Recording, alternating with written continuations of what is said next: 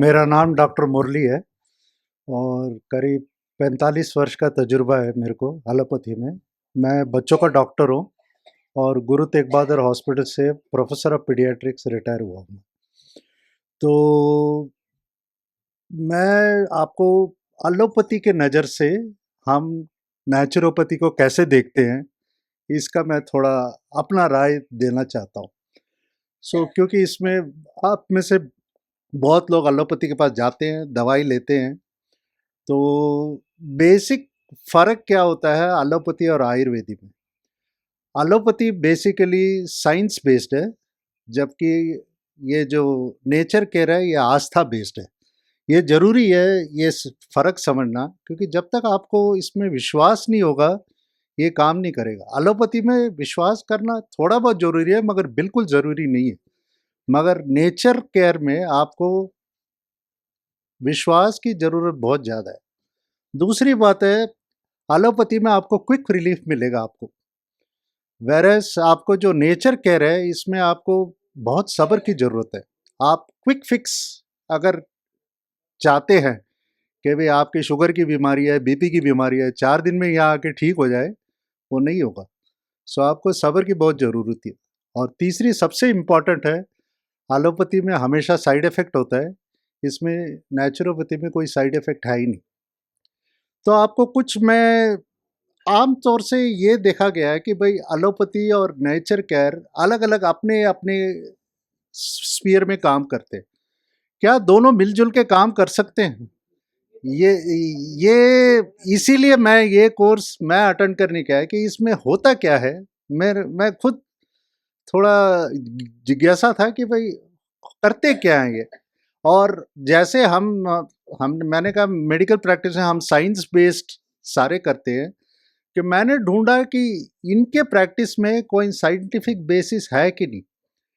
तो जैसे कल शिवा साहब ने बताया कि भाई चाय की क्या खराबियाँ हैं, वो खराबियाँ उन्होंने साइंटिफिक बेसिस में बताया। जैसे टैनिक एसिड करके पॉइज़न है, ये तो और 10 किस्म के उन्होंने उनके पॉइज़न गिना दिए जो साइंटिफिक बेसिस में है। तो उसी तरह मैंने 3 एग्ज़ाम्पल लिए जो हमें बताया गया कि रोग के बारे में, निवारण के बारे में, क्या इसमें साइंटिफिक बेसिस है कि नहीं, ये मैं आपको बताना चाहता हूँ। सबसे सिंपल बात उन्होंने डॉक्टर साहब ने बताया कि भाई दस्त में नारियल का पानी का सेवन करना चाहिए। इसका कोई साइंटिफिक बेसिस है? तो मैं आपको कुछ आश्चर्यजनक बात करना चाहता हूँ। जब आप बच्चा या बड़ा कोई भी सीवियर डिहाइड्रेशन हो जाता है, दस्त हो जाते हैं, तो उनको हॉस्पिटल में जाके ग्लूकोज़ चढ़ाते हैं। ये तो आपने देखा होगा। ये ग्लूकोज़ जब चढ़ाते हैं, तो उस बोतल में 4 किस्म के पदार्थ होते हैं। 2 किस्म के नमक होते हैं, एक सोडियम क्लोराइड और पोटेशियम क्लोराइड। उसमें ग्लूकोज़ यानी शुगर होता है और पानी होता है। और आपका आश्चर्यजनक होगा, नारियल पानी में भी यही होता है। नारियल पानी में सोडियम क्लोराइड है, पोटेशियम क्लोराइड है, ग्लूकोज़ है और पानी है। चारों में यही होता है।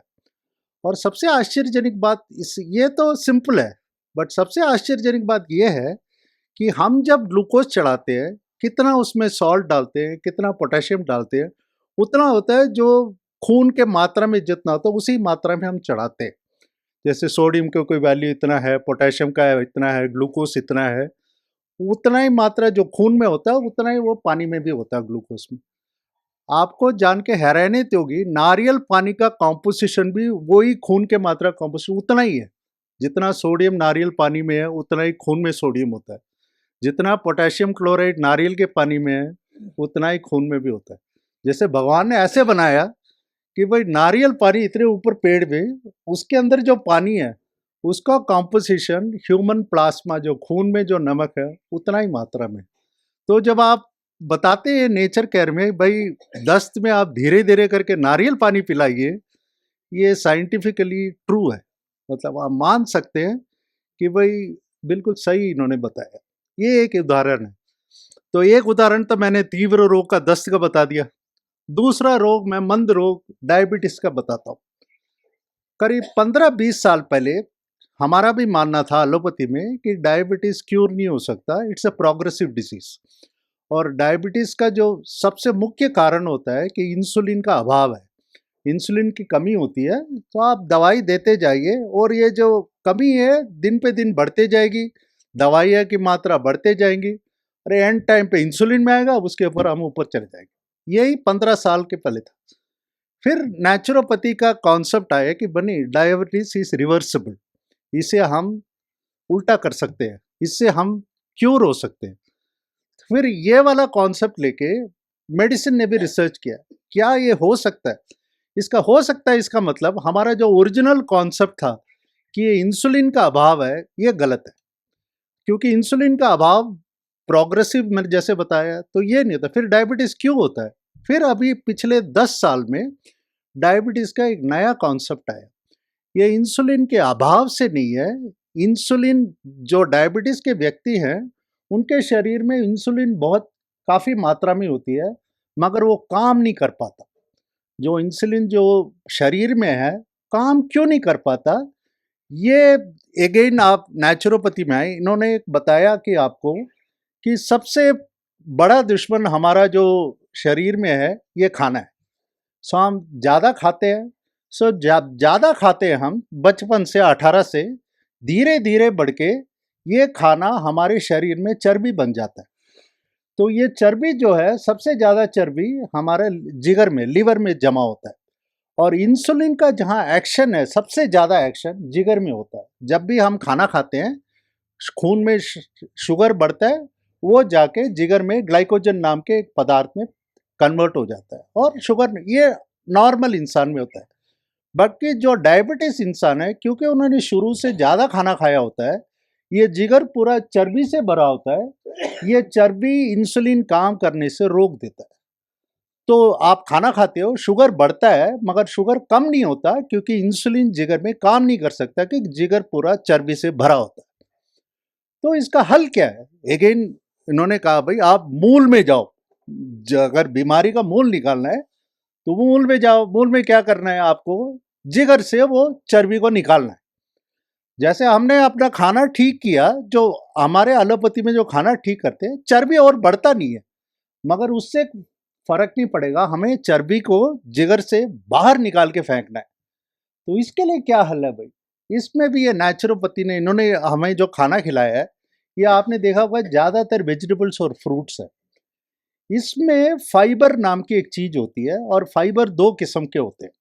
एक फाइबर होता है जो हमारा पाचन करके मल निकालने का काम करता है। दूसरा एक फाइबर होता है सॉल्युबल फाइबर। ये खास तौर से कुछ वेजिटेबल्स में काफ़ी मात्रा में, और हर वेजिटेबल में होते हैं। ये सॉल्युबल फाइबर पेट से खून में जाता है, और जाके जिगर से चर्बी को निकाल देता है, मगर इसका टाइम लगता है, करीब 3 से 6 महीने।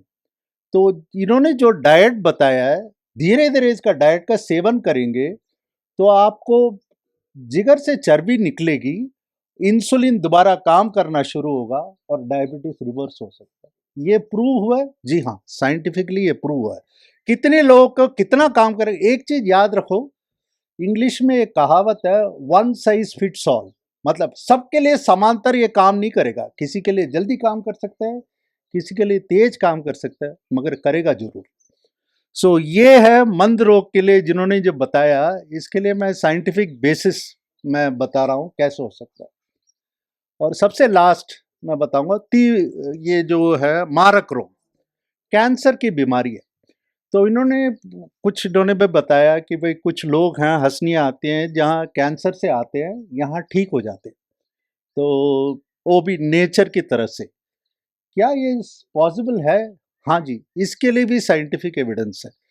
तो एक हमने कल सीखा था प्राण शक्ति करके।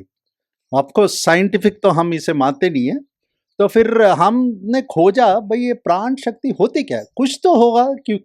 क्योंकि कुछ लोग आए हैं, कैंसर से ट्रीट हुए हैं, और जो जिनको एलोपैथी ने हाथ खड़े कर दिए, उनको नेचर के ने कुछ लोग तो ठीक हुए। तो ये कुछ तो इनका कारण होगा, जिस वजह से ये कैंसर ठीक हुआ है। ये प्राण शक्ति क्या है? तो काफ़ी पिछले 15 साल में इसका रिसर्च हुआ है। तो एक प्राण शक्ति के काफ़ी, मतलब अंदर काफ़ी सिस्टम्स हैं। एक सिस्टम जो है इम्यून सिस्टम है। तो इम्यून सिस्टम का मतलब है हमारे शरीर में अपने आप बीमारी को रोकने की शक्ति होती है। तो जैसे कैंसर है, आपको जाके हैरानी होगी, हर इंसान का रोज 10 या 15 कैंसर सेल अपने आप उत्पन्न होते हैं शरीर में, मगर हमारे शरीर की जो इम्यूनिटी है ये जाके उन्हें खत्म कर देती है। कैंसर बीमारियों वालों के लिए ये वाली जो इम्यून सिस्टम है ये वीक हो जाता है। तो जहाँ कैंसर बढ़ता है तो ये इम्यून सिस्टम उसे रोक नहीं पाता, वो पूरा फैल जाता है।